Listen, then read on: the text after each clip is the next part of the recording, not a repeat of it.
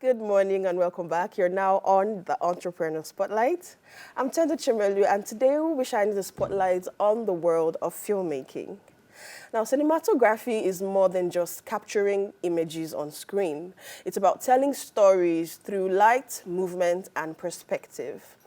A cinematographer is basically the one saddled with the responsibility of shaping the visual language of a film. Today on the Spotlight, we have Nausheen Dadabhoy, a director and filmmaker whose work spans fiction and documentary films. With Oscar-nominated and Emmy-winning movies under her belt, and most recently, HBO's Donyale Luna Supermodel. Nausheen's films have been screened at festivals worldwide and have appeared on Netflix, Hulu, and Disney. Good morning, Nausheen. Welcome to the Spotlight. Thank you. Thank you for being here. Interesting. I'm always excited whenever I have female filmmakers on the show because there's a lot of, it's a male-dominated space. So I'm always excited to have women like us, kicking it in there. So can you briefly tell us what initially drew you to the world of filmmaking and how did you get started in the industry? So I grew up in Southern California, and I grew up an hour away from Los Angeles. And we used to, whenever we had family, my family's originally from Pakistan, and when people would come to visit, it was mandatory that you take them to Hollywood and the Walk of Fame. So it didn't seem that far, I grew up going to the Universal Studios backlot.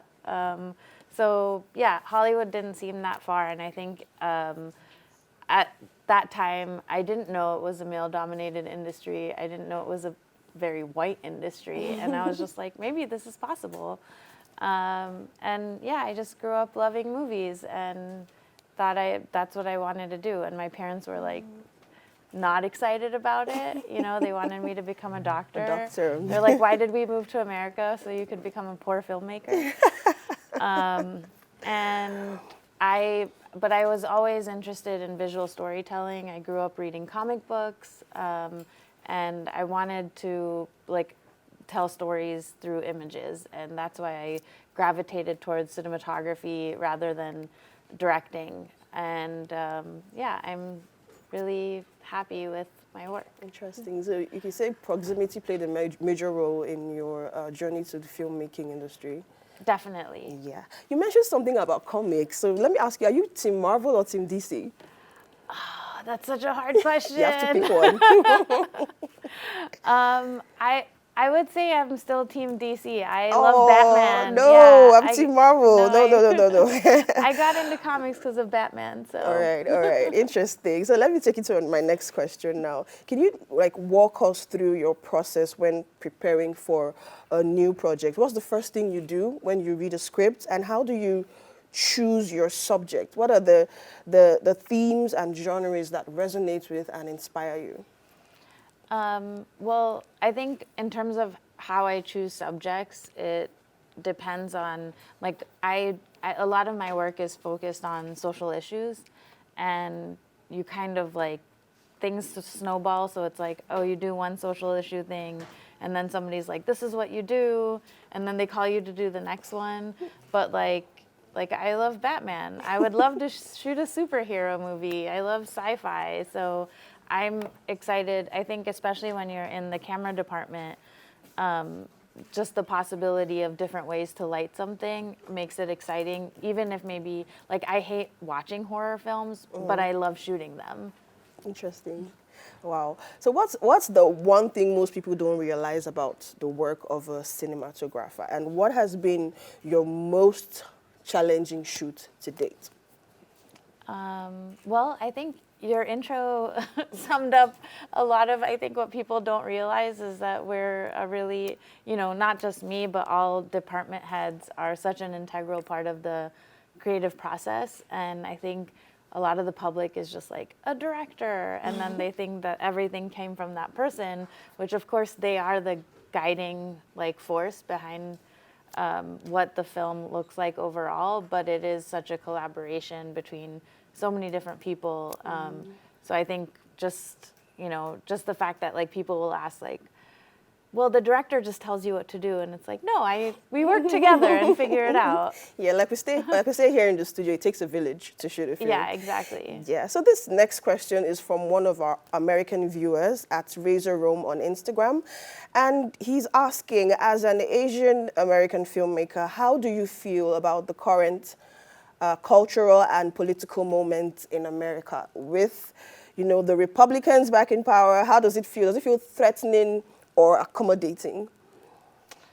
Well, I'm also Muslim, and I think, like, for me, that's a bigger part of my identity than being Pakistani. And I don't think Democrats are good for Muslims either. We can see what happened in the last, year. Yeah. And I mean, my last film is called An Act of Worship. It's about 30 years of Muslim life in America. And you can go through Republican and Democratic administrations and see that there's been violence on our communities domestically and internationally for over 30 years. So I guess I don't think that the political machinery changes from party to party.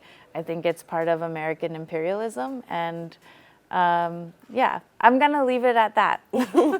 All right. So, can you give us a little teaser on your upcoming project, Halal Bodies?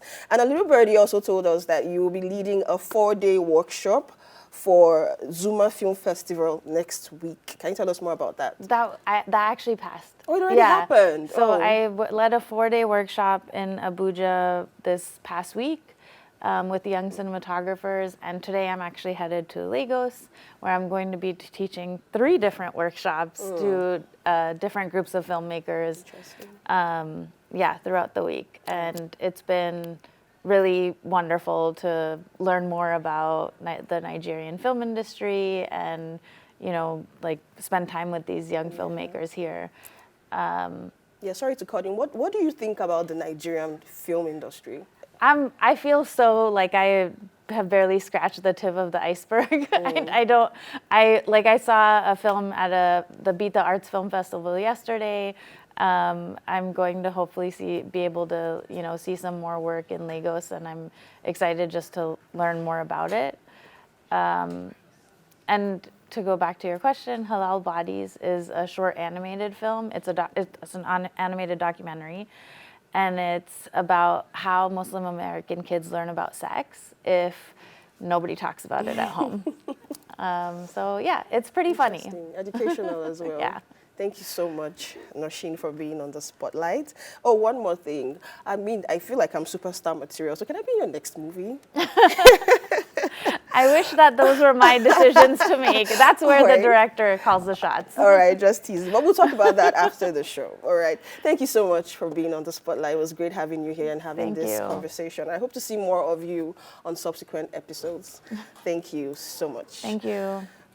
Okay, guys, unfortunately, this is where we draw the curtains on the Entrepreneur Spotlight. Be sure to follow at Weekend Show NG on all social media platforms. Subscribe to our YouTube channel to get the latest on all our previous episodes. Also, don't forget to follow yours truly at Tenderly on Instagram. We'll be winding down here, and there are many more segments coming up right after this short musical interlude.